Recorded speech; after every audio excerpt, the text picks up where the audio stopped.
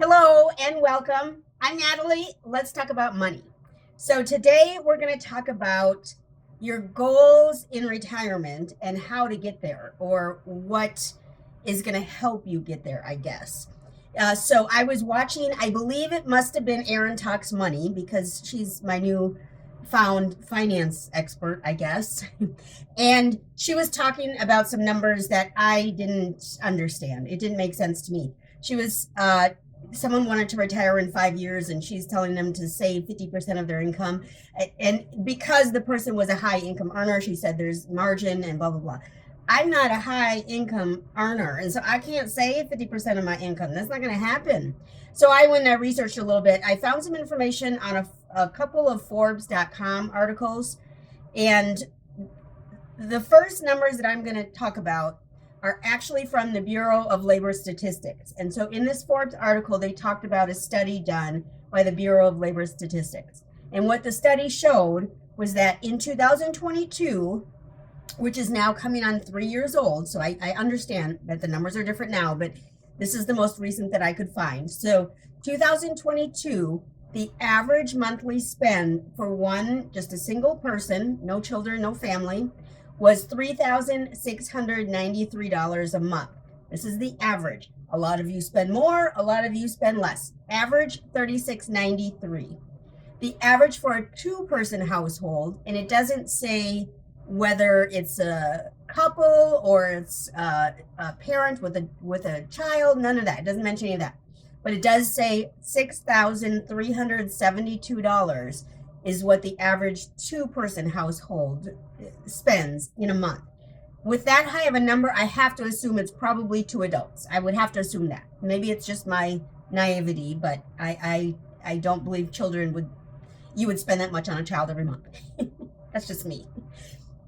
So if you're single, like me right now, I'm single. If I wanted to retire, on average, if I were an average individual in America, I would need $44,316 a year to retire comfortably. Now, in theory, you really don't need 100% of your income that you're currently at in order to retire. They kind of throw out a number of 80% of your current income is what you would want when you retire. And I'm doing 100% of what the average person spends now. So that's what I'm working with. I'm not breaking down all the 80%. Ain't nobody doing all that. I want an over amount so that I know I'm going to be okay. So I'm going to do 100%. So that's $44,316 per year. And over the course of 15 years after you've retired, you would need a total of $664,740 in your total investment or retirement account. That's if you were to be alive for 15 years after you retired and stopped working, stopped making an income. You're living off of your retirement. You would need $664,740 for 15 years. That's much less than the 1 million that is my aim. So that's a good thing. That's a good that we're looking good. We're doing good. And then in a different article, the same Forbes website, but in a different article, they were talking about debt because debt is what brings us down. It's you got to be honest with yourself. It brings us down. It hurts us. Don't do debt.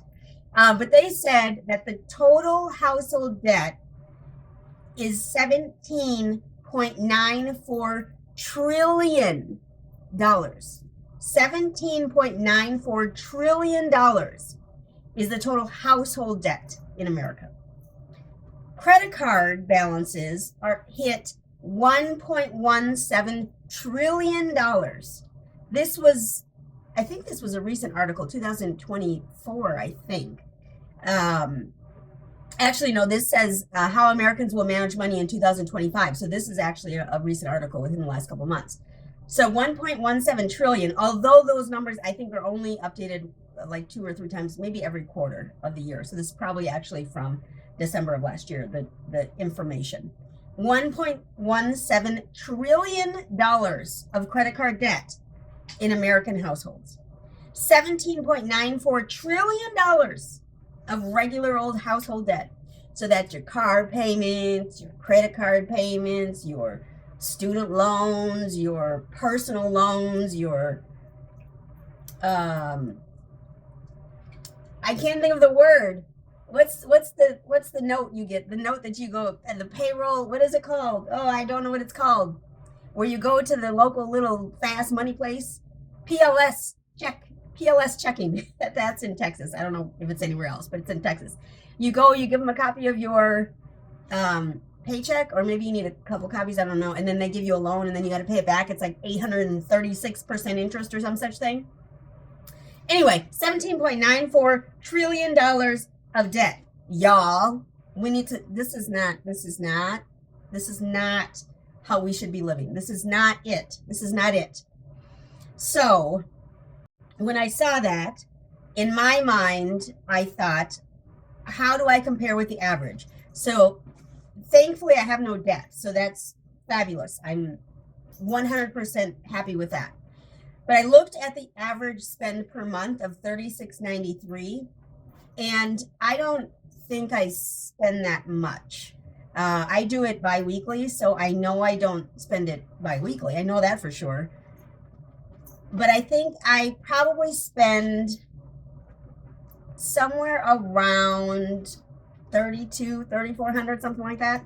So I would be okay with using my current number when I retire. So if I were to just take my current spend, if I looked at my budget and took my monthly budget and just did that and took my current spend and times it by 12 months for the year and times that number times 10 or 15 years for when I retire. Again, I want to retire when I'm 62. I'm not going to get any Social Security. And now they're talking about Social Security is only going to last 8 years and all this and all that. And so Musk and Trump are trying to save it and blah, blah, blah, all that. So maybe there will be Social Security, maybe there won't. Who knows? I don't want to have to count on that. And then all of a sudden the rug gets pulled out from under me.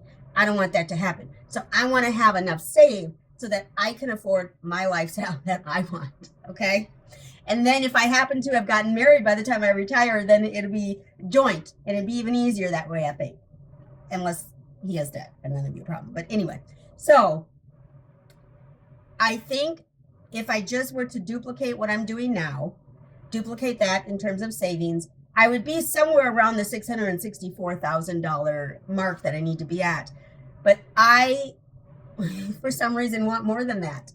I think I'm going to spend, honestly, I think I'm going to spend more when I retire because I'm going to be going off traveling. I'm going to go on cruises. I'm going to go back to Italy because it was the most wonderful thing ever, wonderful place ever in life that I've been to. So like, I think I'm going to spend more, maybe only for a couple years, but that's going to be a problem. So I need to start planning this now. So here's what we need to do. First, start early and be consistent. So start today. I think I mentioned this in the other video. Start today, start saving today, and continue on. Make it an automatic withdrawal or an automatic deposit into whatever account you want to use. Do it automatically. Don't count on yourself to remember. Don't count on yourself to do it. Do it automatically. And then next is number two, I guess, is to figure out your needs, what you absolutely need in a month, and then set a goal to meet that need. So basically, you're creating a retirement budget that you can then work towards. So if you know that you spend or are going to spend $4,000 a month, you need to start figuring that out right now and start saving so that you can, in the end, have $4,000 per month saved. Now, keeping in mind when you're investing, you're gaining that compound interest. So it's not like you're saving $4,000 a month. It's not like that. But your compound interest will really help you out after about 10 years. That's kind of when it pops up a little bit. If you had more years, if you had 20 or 30 years, oh my God, you would see a huge jump. What was the study from last a couple days ago? I think it was 30 years. You see a huge jump. You need to start early and be consistent. So figure out your needs and create your retirement budget is number 2. Number 3, which I think I would probably do this first if I were in debt. But number 3 is eliminate debt as quickly as possible. I'm going to switch this around. I think that's number 1 because you can't save money if you have to pay off this stupid debt. So pay off that stupid debt first and then save money. Okay. So I'm going to put Paying off debt is number one. I'm gonna change it around a little bit. So first, pay off any debt that you have using the snowball method. Look at Dave Ramsey, RamseySolutions.com if you need help. And then second, you need to start early and be consistent. And then third is figure out your goals, set up a retirement budget. And then fourth was figure out some sort of passive income. I talked about this yesterday, I think it was. Figure out a way that you could perhaps make passive income. The more passive it is, the easier it's going to be, and the more you're going to actually want to do it in terms of setting it up, setting the program up, whatever it is, whatever the program is, whether it's writing a book, selling on eBay, that's not passive. Having a rental income, whatever it is, you want it to be easy and you want to set it up so that it's ready to go and it's actually passive. Okay. You want to actually be passive because when you're old, 75 years old, you're not going to want to get up and work and do a whole bunch of nonsense. Okay. And then fifth is to take advantage of whatever your company offers in terms of investments. So most companies have a 401k. If you work in the school industry that's not the right word. The teaching, if you're a teacher, 403b, whatever it is, put money away in that company funded account so that you can get that match, because most companies are going to give you a match, and be sure to save up to whatever level they'll give you that match. So like my company gives me 100% for the first 3% I invest. They give me 50% of the second, fourth, and 5th percent. I said this before and it was confusing before, but I think you all understood it. And a lot of people wrote in the comments all that. So take advantage of the programs people give you. They're giving you free money. If you put in $2,400 a year and you're getting matched by your company, that amount, that's $4,800 a year that you're putting away straight into your retirement account.